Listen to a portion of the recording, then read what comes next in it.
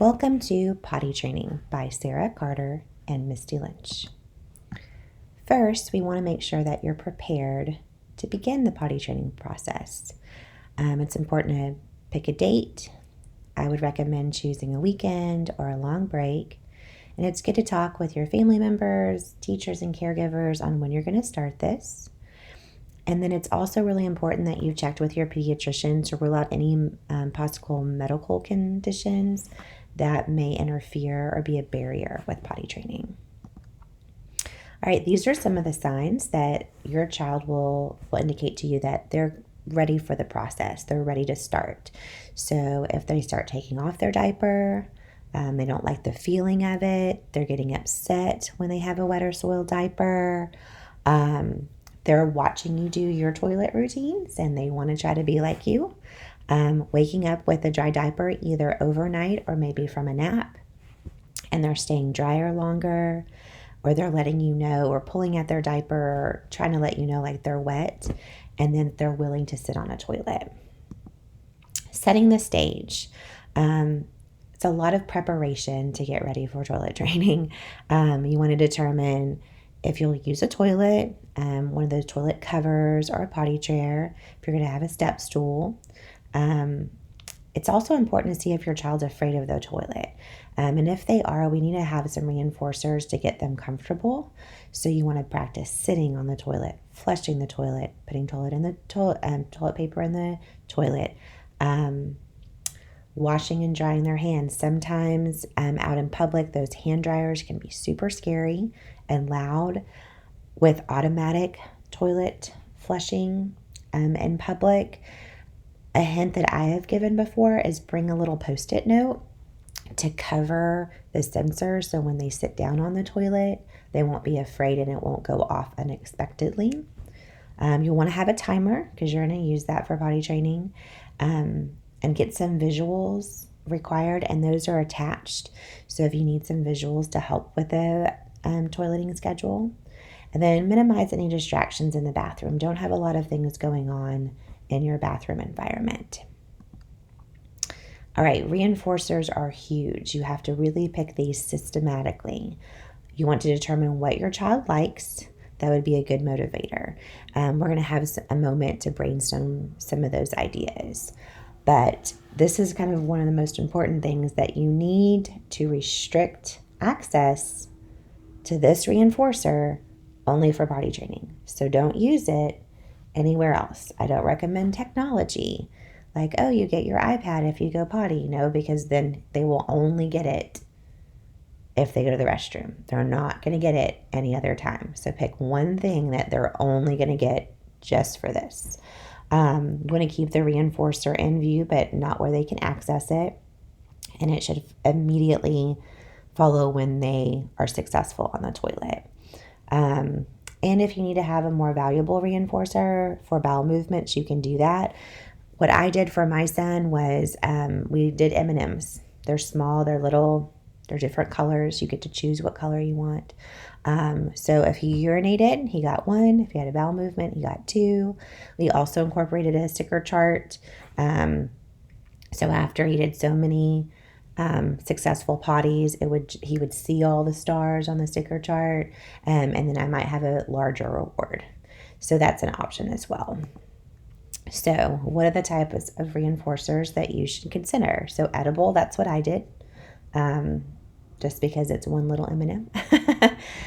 Sensory, so thinking about a toy that maybe lights up, that's visual, something that's tactile, that has good feeling, auditory, that's making sounds.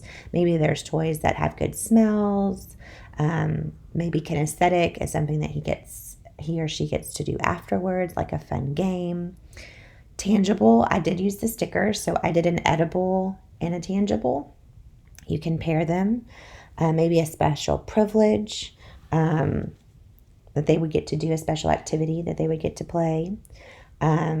Generalized, and I'm going to say mine's kind of generalized too. Like I use the stickers to like generalize to like it, that was like a token kind of. And then social, high fives, hugs, and tickles. So here's the thing about high fives, hugs, and tickles. You know, You probably are giving your kid hugs throughout the day several times. I don't know, maybe you don't tickle your child every day, but like if you want to give like a high five, but we only give a high five at potty. So that's kind of hard. I do that a lot with when my son was this age. I did a lot of those. So I just would caution about that. So this is the time where you want to kind of think of how you're going to brainstorm of what reinforcer would be most appropriate for your child. So maybe jot some things down if you want to pause for a second to write some things down, but it's only for potty training. All right, we're going to talk about, there's going to be 3 types of potty training that we're going to discuss today: the distributed method, the intensive method, and the schedule method. And we'll explain each of them.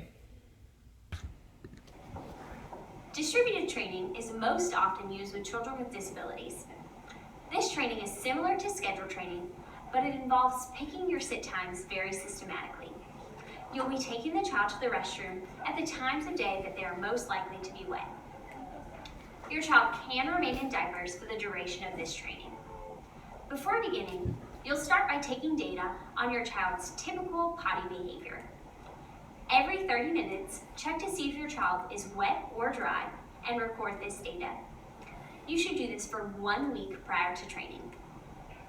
Take a look at your data and see if there's a time on the schedule where your child is consistently wet. If the data are variable, consider delaying training or using the intensive method. If they're stable, check the schedule to see the 2 times that the child is most likely to be wet. You'll choose these as your targeted sit times.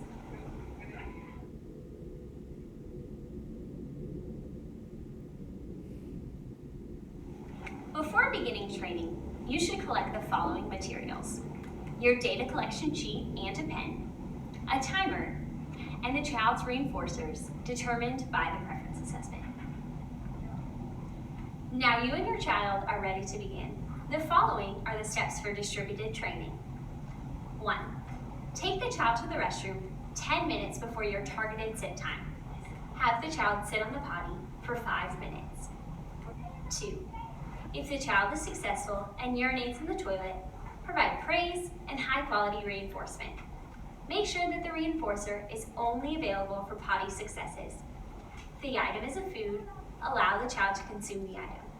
If the item is a toy or activity, allow the child to engage with it for 2 minutes. 3. If the child is unsuccessful and does not urinate on the toilet, make sure that they sit for the entire sit period. If necessary, provide gentle pressure to the child's shoulders or hold them underneath the arms to ensure that they sit. You can also remind the child, when you go pee, you can get off the potty. After the sit time is over, allow the child to get off and try to sit again in 5 minutes. If this second sit is also unsuccessful, move on and try again during your next scheduled sit period. 4. Regardless of the results of your previous sit, bring the child to the restroom at your next scheduled sit time and repeat the procedures. 5. When successes occur for 50% of your scheduled trips, add a 3rd time to your schedule. Use your data to choose this time. And 6. If the child is consistently successful and has no accidents between trips, you do not need to add a 4th time. However, if the child has a consistent wet diaper during a 4th time of the day, you can add that time and follow the same procedures.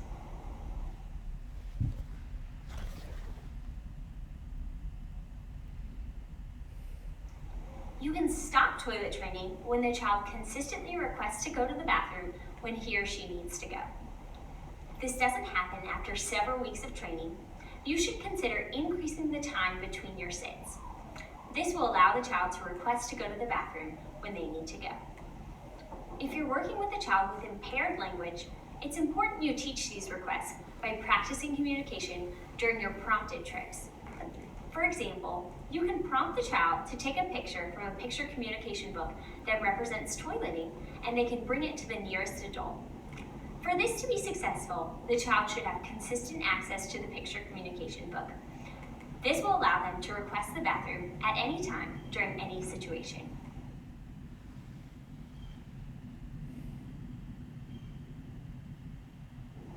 switch to underwear when the child is consistently successful and has one or fewer accidents throughout the day. This practice has been successful using children with and without disabilities. The practice is also typically faster than scheduled training, but will still take several weeks to complete. Make sure that you follow your sit schedule across all settings, including home, school, and within the community. We're going to take a moment to review some of the steps from the distributed method. 1, take your child to the restroom 10 minutes before the target time and have your child sit for a minimum of 3 minutes. If your child does urinate, give them praise and whatever reinforcer you have chosen. Ensure the reinforcement is of high quality and only available for potty training success. If it's a food item, allow the child to consume it. If it's a toy, allow them to play with it for 2 minutes.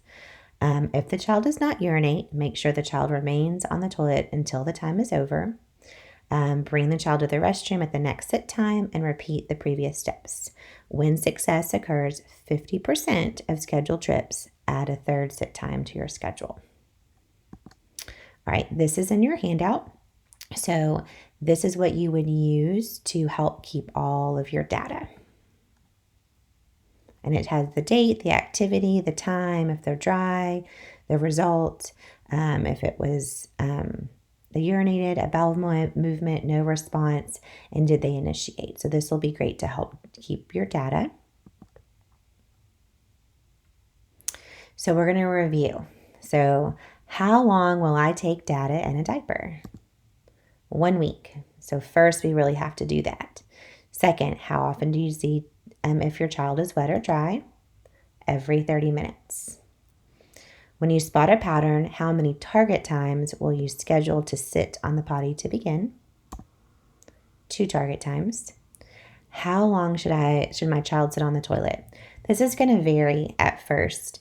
I wouldn't go for a super long time, anywhere between 2 to 10 minutes. And when should I provide a reinforcer? When you have your potty success. So make sure that we're giving that reinforcer.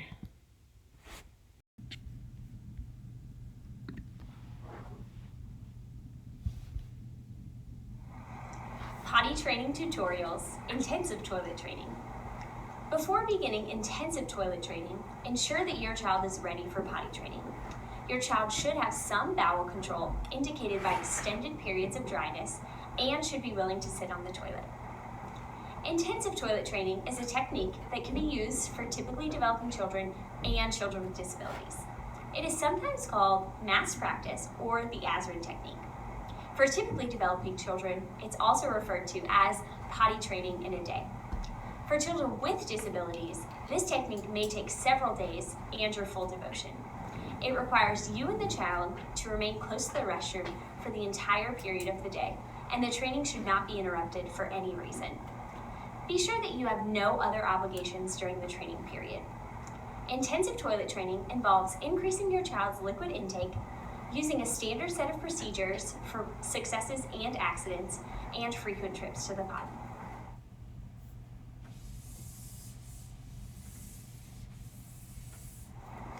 Before beginning, you should collect the following materials: your data collection sheet and a pen, a timer, salty snacks such as popcorn, chips, or pretzels, your child's favorite drink such as water or juice, lots of extra underwear and clean clothes, and finally, your child's reinforcers, which can be identified through a preference assessment. It may be their favorite toys, candy, or videos. If you're unsure about your child's reinforcers, you should watch our preference assessment videos to help you identify things that will assist in this training. The following are steps for prepping your toilet training session. First, place your child in clean underwear and pants or shorts that are easy to pull up and down. 1 hour before training, give your child their favorite drink and allow them to consume 1 cup of it. 30 minutes before training, give your child their favorite drink and allow them to consume another cup. Directly before training, give your child their favorite drink and allow them to consume as much as they want. If at any time the child does not want to consume their drink, that's okay. Allow them to take their time and make it available during the session.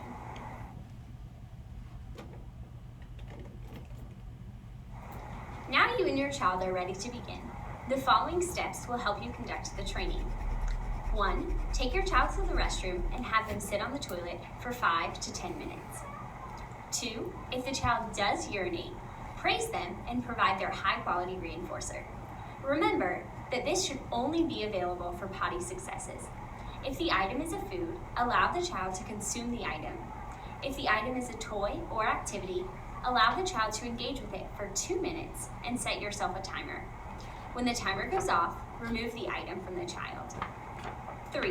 If the child does not go, remind the child, "We go pee in the potty," and allow the child to get off the potty after the sit period is over. 4. Check the child every 5 minutes for dryness and record whether they are dry, wet, or soiled. Set yourself a timer and give praise if the child is dry.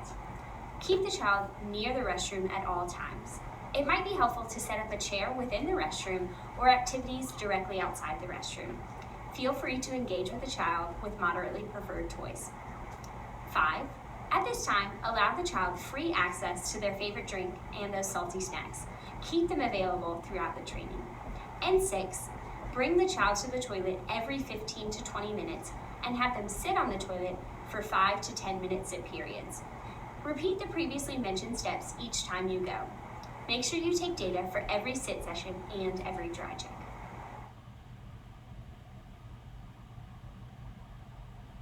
If at any time the child has an accident, use the following corrective procedure.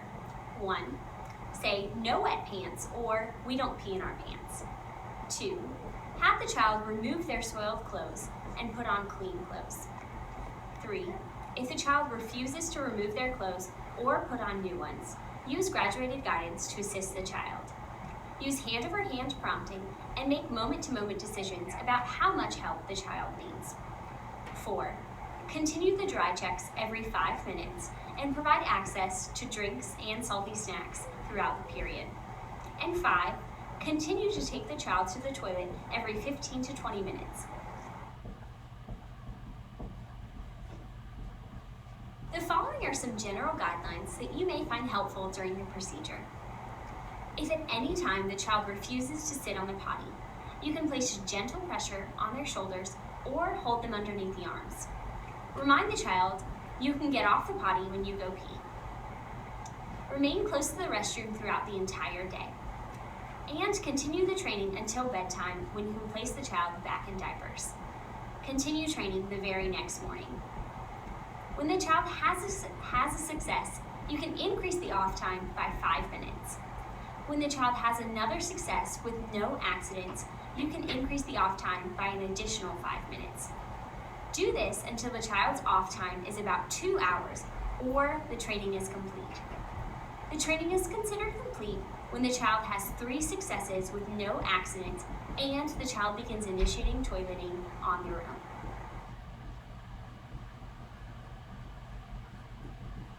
Intensive toilet training takes time and space. If you choose this intervention, ensure that you and your child have no competing activities that could interfere with the procedure. Even meals should be given near the restroom. During the intervention, your child may become frustrated and show some resistance, especially at the beginning of training. You should always remain calm and carry out the intervention as planned, unless you deem it unsafe for your child and yourself.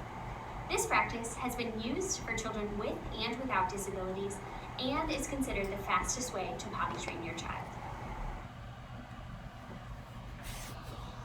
We're going to review the steps of intensive potty training. Place your child in underwear and pants that are easily able to pull up and down. 1 hour before the first toilet session, give your child 1 cup of a moderately preferred drink. 30 minutes before the first toilet session, allow the child to drink up to a cup of a moderately preferred drink. Right before the first session, allow the child to drink more liquid. But anytime the child refuses to drink, don't force them, but have it available. Here's our guidelines. If the child refuses to sit on the potty, place gentle pressure on the shoulders to still them. You will be remaining close to the restroom for the entire day. Continue intensive training until the end of the day, then place the child in diapers for bedtime and continue with intensive training the next day. When the child has success, increase by 5 minutes. Do this until the off time is about 2 hours or until training is complete. Toilet training is considered complete when the child has 3 successes with no accidents and when the child indicates using the toilet with success without prompting. This is the intensive toilet training, and it's in your handout as well, and it's very similar to the other ones, but you're kind of seeing where you are, and the key is at the bottom. All right, here is a review of our intensive method. What types of snacks should you have around? Salty. This is going to want them to give them, more motivation to drink. 1 hour before your first toilet session, you should give them something to drink again. 30 minutes before their first toilet session, you should give them more to drink. Right before the first session, you should, you guessed it, give them something else to drink. What if your child refuses to drink? Do not force it, but just have it available. We're going to continue the review. How long will the child sit on the toilet? For this method, they do have 5 to 10 minutes. What do you do if the child urinates? You want to provide that reinforcer that you've chosen. What do you do if the child does not urinate? You're going to say, remember, we go pee in the potty. And right before the first session, you should allow them to get a drink. And how often are you going to check to see if your child is dry? Every 5 minutes. This is intensive, so that's why you're checking so often. How often do you bring your child to the toilet? 15 to 20 minutes. Remember to record on the data sheet. This is taking a lot of data. What if your child has an accident? Say, no wet pants. We don't pee in our pants. Where should meals be given? Near the restroom. You're going to be spending almost the entire day near the restroom. How many concurrent activities should be occurring? 0. Your entire time is going to be potty training. What if a child refuses to sit on the potty? You're going to place gentle pressure on the shoulders to still them.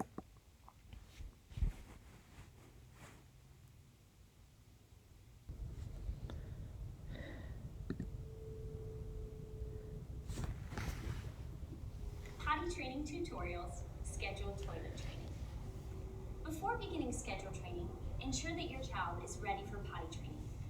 Your child should have some bladder control, indicated by extended periods of dryness, and should be willing to sit on the toilet. Scheduled training is the technique used most often with typically developing children and within early childhood settings. It involves taking the child to the restroom at predetermined times of the day and providing reinforcement for successes. Your child may remain in diapers for the duration of this kind of training. Before beginning scheduled training, however, you should determine how often you will take the child to the restroom. To begin training, we recommend every 2 hours. Your child may participate in regular home and school activities while participating in this type of training.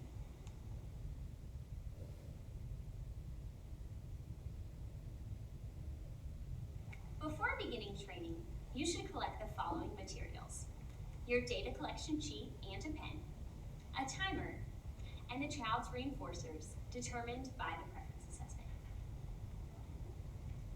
Now you and your child are ready to begin.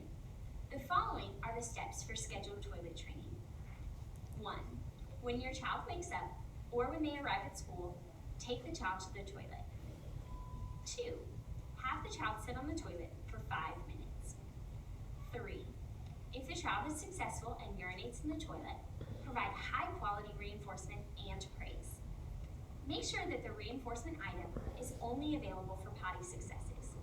If the item is a food, allow the child to consume it. If the item is a toy or object, allow the child to engage with it for 2 minutes before removing.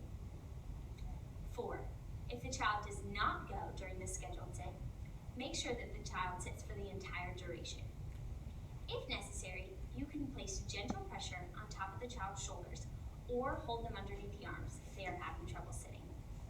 Remind the child, when you go pee in the potty, you can get off. 5.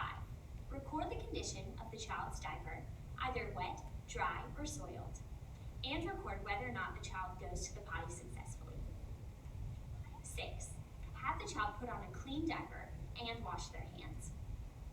7. Ensure that these scheduled trips are positive and encouraging, as they will occur throughout the entire day. And 8. Bring the child to the restroom at the next scheduled sit in 2 hours. Continue until bedtime or when the child leaves school.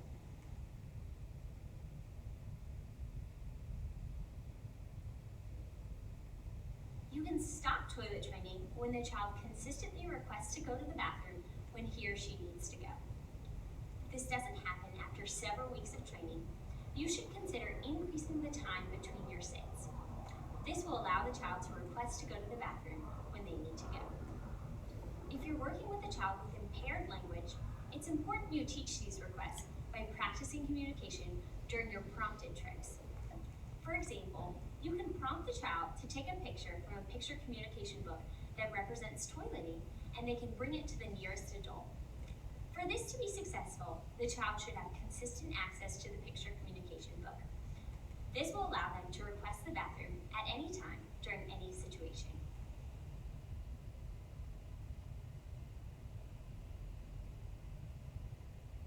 You can switch to underwear when the child is consistently successful and has 1 or fewer accidents per day.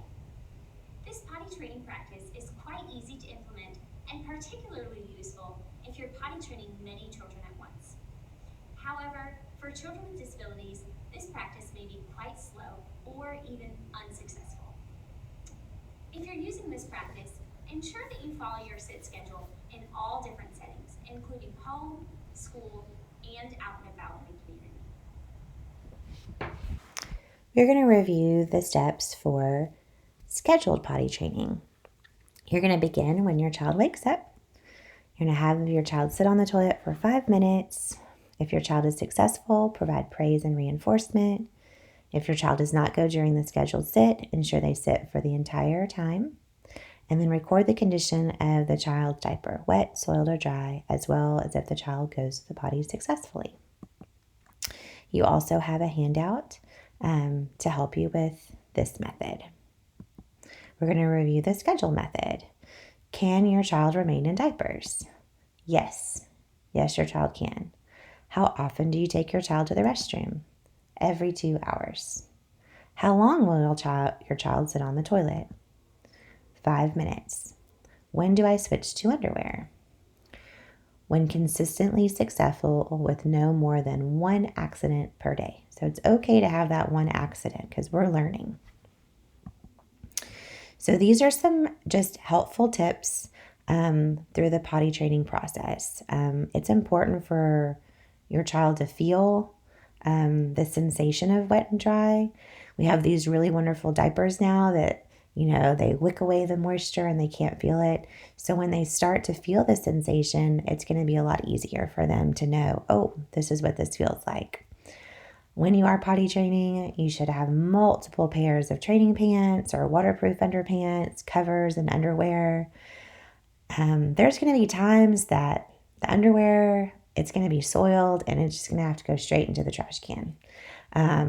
It's unfortunate, but it's sometimes really hard to clean out. And then make sure when you are doing potty training and you're, make it sure that it's really easy to get in and out of clothing. Have those elastic waistbands. You don't want to have to struggle to get your child in and out of clothing that day. This is just a really cute picture of teaching your child how to wipe. And so this teacher has put little balloons on the back of the chairs just to kind of help. So I thought that would be a good image just so they can kind of see the process of how to do it. And you are ready to start potty training. Thank y'all so very much.